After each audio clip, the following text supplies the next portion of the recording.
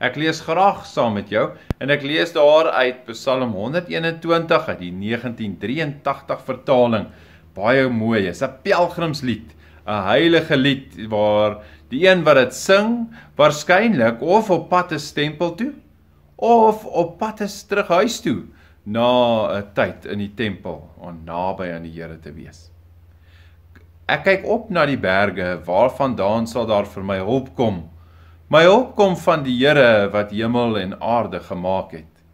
Hy sal nie toelaat dat jy struikel nie. Hy wat jou beskerm slaap nooit nie.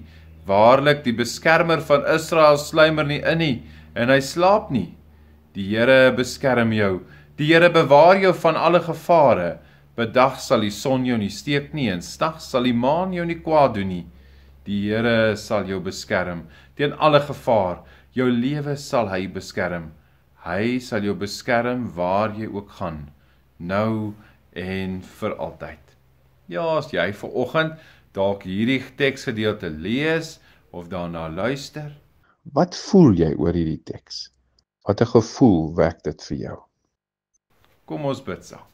Here, baie dankie dat ons vanoggend weer hierdie teks kan lees, dat ek ook myself mag oopstel, dat hierdie teks ook by my gevoelens mag wek.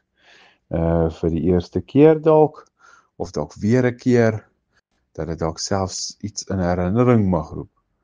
En mag hierdie teks vandag vir my ook iets in die besonder beteken. Amen.